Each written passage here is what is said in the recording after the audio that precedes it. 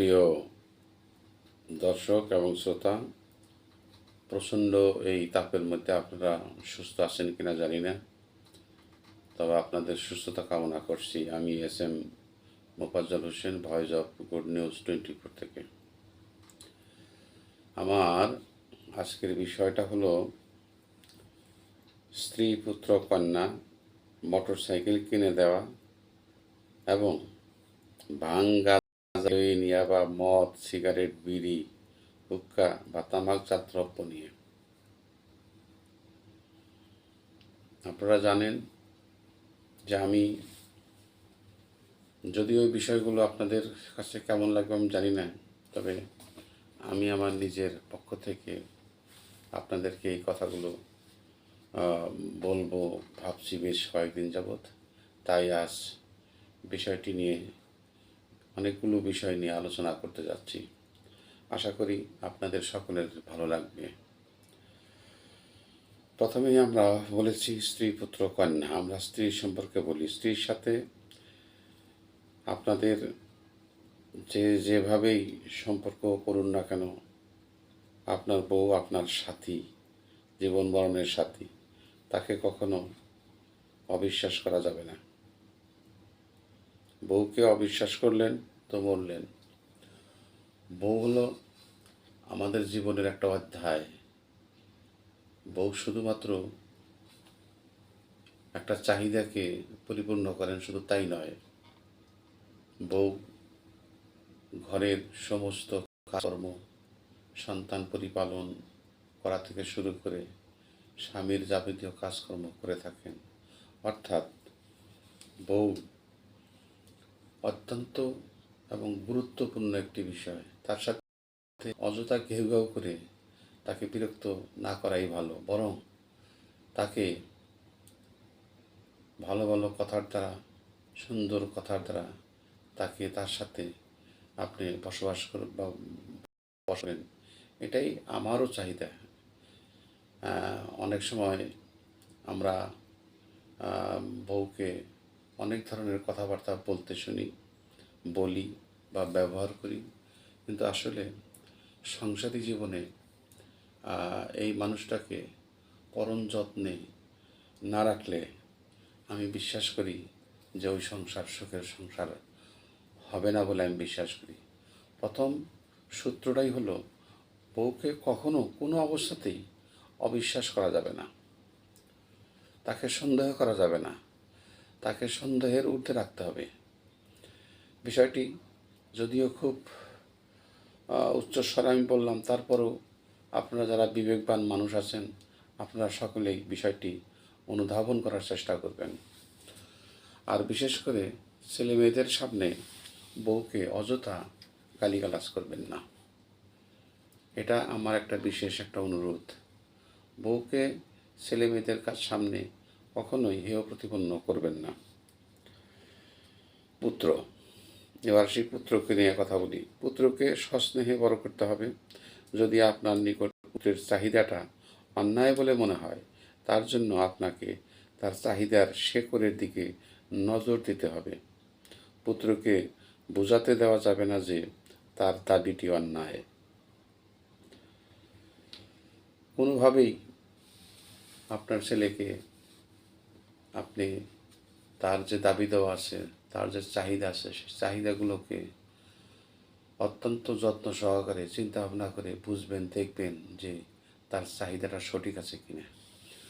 যদি আপনার দৃষ্টিতে সেই চাহিদাগুলো যদি অন্যায় হয় বা অন্যায্য হয়, তাহলে তাকে সুন্দরভাবে, সুন্দর কথার দ্বারা বুঝিয়ে সংসারের যাবতীয় সমস্যাদির কথা বিবেচনায় এনে তাকে বোঝালে আমার মনে হয় যে আমাদের সন্তানরা সেটা বুঝবে। কন্যা, এখন কন্যার সম্পর্কে বলতে গেলে, একজন পুত্রের চাইতে একজন কন্যাকে বড় করে তোলা খুব কঠিন, শক্ত কাজ। কারণ পুত্র একটি গেঞ্জি গায়ে দিয়ে বাইরে যেতে পারবে, কিন্তু কন্যার পক্ষে তা মোটেই সম্ভব নয়। একজন আপনার মেয়েকে আপনি বাহিরে নিয়ে যেতে গেলেও তাকে সুন্দরভাবে পরিপাটি করতে হয়, পরিপাটি করেই তাকে বাহিরে যেতে হয়। আমি বলবো কন্যাকে অনেক চৌকুশভাবে স্নেহ মায়া মমতা দিয়ে বড় করতে হবে। এক্ষেত্রে আমি বলবো কন্যাকে সমাজের বোঝা বানানো যাবে না, তাকে সম্পদ হিসাবে গড়ে তোলা একান্ত দরকার আপনার। কারণ সে অন্যের ঘরে যাবে, সে অন্যের ঘরে গিয়েও যদি তাকে অযাচিত কথাবার্তা শুনতে হয়, তাহলে বিষয়টা খুব লজ্জাজনক এবং দুঃখেরও কারণ। তাই আমি বলি, আপনারা আপনাদের যাদের কন্যা সন্তান আছে তাদেরকে যে কোনোভাবেই হোক তাদেরকে গড়ে তুলবেন, তাদেরকে মানুষের মতো মানুষ করার চেষ্টা করবেন। তাদেরকে মূর্খ বানিয়ে শুধু বিয়ে দিলেই আপনার দায়িত্ব শেষ হবে না। এক শিক্ষিত মেয়ে জাতির জন্য একটা বড় একটা জিনিস, জাতির জন্য একটা উপহার স্বরূপ। কাজেই মেয়েদেরকে আপনারা সস্নেহে বড় করে তাদেরকে বোঝা বানাবেন না, তাদেরকে সম্পদ করে গড়ে তুলবেন। তারপরে দ্বিতীয় অধ্যায়ে দ্বিতীয় বিষয়ে আসতেছি, মোটর সাইকেল কিনে দেওয়া। মোটর সাইকেল এখনকার যুগে ফ্যাশন নয়, এটা একটা প্রয়োজন। স্বল্প সময়ে ব্যবসায়িক কাজে বা অন্য কাজে দ্রুততম সময়ে এই বাহনটি খুবই জরুরি। তবে হেলমেট থাকতে হবে, গাড়ির প্রয়োজনীয় কাগজপত্র থাকতে হবে এবং বাহনটি চালানোর সক্ষমতা থাকতে হবে। আপনার সন্তানকে অপ্রয়োজনে এই বাহনটি কিনে দিবেন না, কারণ আপনার সন্তান চঞ্চল, বাহনটিও খুব চঞ্চল। বাহনটির চাইতে আপনার সন্তান আপনার কাছে পরম ধন। এই ধনকে রাস্তায় বেপরোয়া যানবাহনের সাথে পরিচয় করিয়ে দিবেন না, আপনি সব হারিয়ে ফেলবেন। অতএব সাবধান। আমরা অনেক সময় দেখি রাস্তাঘাটে খুব অল্প বয়সের পোলাপানদের খুব সুন্দর সুন্দর মোটর সাইকেল তার বাবা মা পিতা মাতা কিনে দিয়ে, অর্থ আছে, কিনে দিতেই পারেন। কিন্তু সেই সন্তান তার বন্ধু বান্ধব নিয়ে মোটর সাইকেল চালানোর ব্যাপারে যে বেপরোয়া গতিতে আমরা দেখেছি অনেক মৃত্যুর মুখে তারা পতিত হয়েছে। মৃত্যু কখন কোন সময় কার জীবনে কিভাবে আসে আমরা কেউ বলতে পারি না। তারপরেও আমাদের এই বিষয়টির প্রতি একটু সাবধান হতে হবে। কেননা সন্তান আপনার, বাহনও আপনার, কিন্তু এই বাহন দ্বারা আপনার সন্তান হারিয়ে যাবে এটা আপনি কখনোই চান না। কাজেই আমি মনে করি যে উপযুক্ত সময় যদি তার প্রয়োজন হয় তখনই আপনি আপনার অর্থ ব্যয় করে ছেলেকে এই মোটর সাইকেলটি কিনে দেওয়ার ব্যবস্থা করবেন, নচেত নয়। তারপর আসেন নেশার কথা বলছিলাম। নেশার কথা বলছিলাম, ভাং, গাঁজা, হেরোইন, ইয়াবা, মদ, সিগারেট, বিড়ি, হুক্কা বা তামাকজাত দ্রব্য নিয়ে আমি কথা বলতে চাচ্ছিলাম। তো এই বিষয়টা নিয়ে কথা বলতে চাই এই জন্যই যে আমাদের দেশে নেশার কোনো সঠিক মানদণ্ড নেই। নেশা যে কত প্রকার তা আপনারাই ভালো জানেন। তবে আমি এখানে যে নেশা নিয়ে আলোচনা করব তা হলো ভাং, গাঁজা, হেরোইন, ইয়াবা, মদ সহ সকল প্রকার তামাকজাত দ্রব্যের উপর। সন্তান মানুষ করা বড়ই শক্ত কঠিন কাজ। সেই সন্তান যদি আপনার দ্বারা আপনার জানার বাইরে ওই সমস্ত কোনো বস্তু খেয়ে ঘরে ফিরে, তবে বুঝবেন স্নেহের সন্তান আপনার নিকট থেকে বহু দূরে চলে গিয়েছে, একদিন আপনার অজান্তেই হারিয়ে যাবে। আজকাল নেশায় দেশ ভরে গেছে। সিগারেট, পান, তামাক মানুষ দেদারসে খাচ্ছে। আপনি ভাববেন না ভাং, গাঁজা, মদ, ইয়াবা, হেরোইন মানুষ খায় না।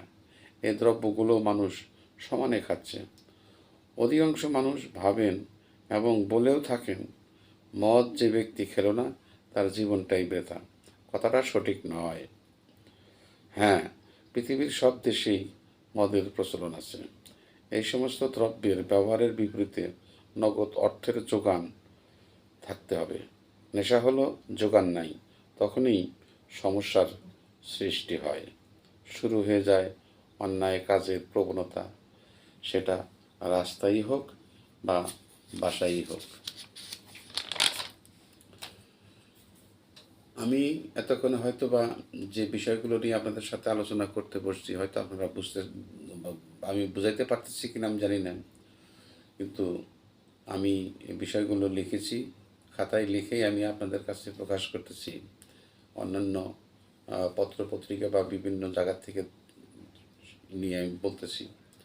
আমি আশা করি আমার এই কথাগুলো আপনারা মনোযোগ দিয়ে শুনবেন। তবে ছোট ছোট ছেলেমেয়েরা যাতে এই কন্টেন্টটা না দেখে বা না শুনে, এর জন্য আপনাদের একটা ব্যবস্থা নিতে হবে। তাকে নেশার টাকা জোগাতেই হবে। আমি কয়েকজন উঠন্ত ছেলের নেশার প্রকৃতি দেখেছি। মা গোপনে ছেলেকে নেশার টাকার যোগান দিতে, মা ছেলেকে উপায়ন্তর না দেখে ছেলেকে নেশার টাকা তাকে গোপনে তার হাতে দিয়ে দিতে। অথচ কী যে কষ্ট, কী যে ব্যথা, কী যে করুণ দৃশ্য, এটা মা জানে, মা বুঝতেছে যে আমার ছেলে এটা দিয়ে এই নেশা জাতীয় দ্রব্য সে খাবে এবং দিন শেষে রাত্রি দ্বিপ্রহরে সে বাসায় ঢুকবে মাতাল অবস্থায়। এই দৃশ্য দেখা একজন বাপ মায়ের জন্য কত বড় নির্মম এবং কত বড় একটা হতাশাজনক একটা অবস্থা, এই বিষয়টা আপনারা ভেবে দেখবেন। আমি আপনাদের আমি সব ছেলেমেয়েদেরকেই বলি, বাবা মাকেই বলি, আপনারা শুধু স্ত্রীর সাথে নানান ধরনের কথাবার্তায় মশগুল থাকবেন না।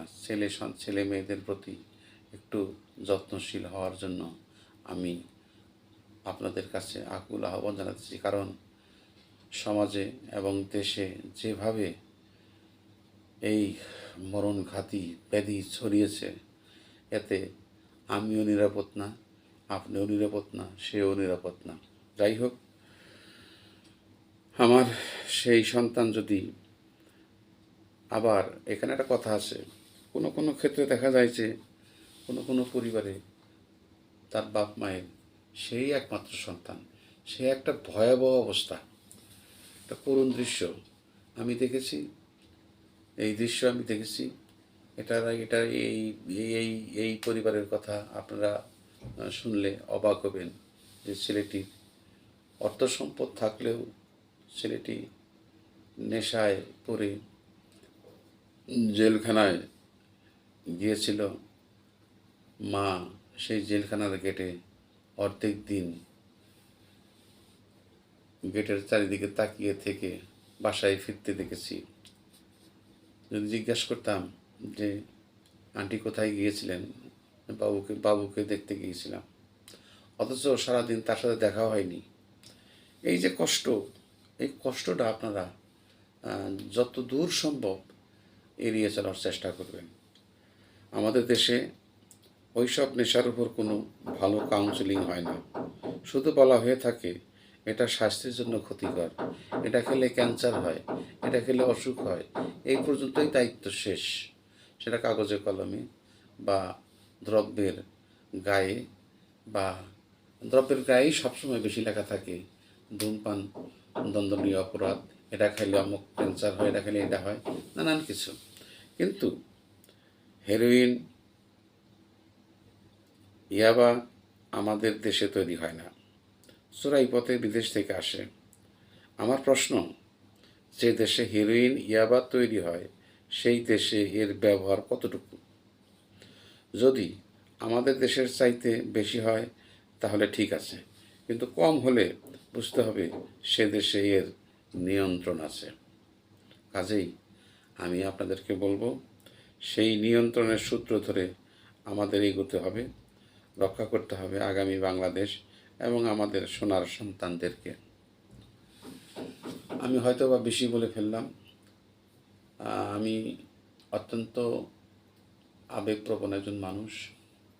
আমি যখন কোনো বিষয় দেখি, যখন কোনো অবস্থা দেখি, নেশা করে বুঁদ হয়ে পড়ে থাকতে দেখি, রাস্তাঘাটে দেখি ছেলেরা খুব উচ্চস্বরে হর্ন দিয়ে 2-3 জন ছেলে একসাথে মোটরসাইকেল চালাচ্ছে, আবার গাড়ির তলে পড়ছে, মরছে, নানান কিছু।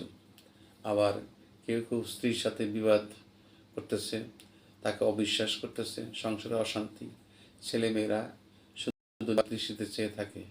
কাজেই আমি আপনাদের কাছে সবিনয় অনুরোধ করব, আসুন আমরা সংসারকে সুন্দরভাবে গড়ে তুলি। আমাদের সত্য ভাষণ, সত্য কথা, সুন্দর কথা আমরা আমাদের ছেলে মেয়েদেরকে শোনাই এবং তাদেরকে আমরা ভবিষ্যতে সম্পদ করে গড়ে তুলি, কোনো কারোর বোঝা হিসাবে গড়ে তুলি না।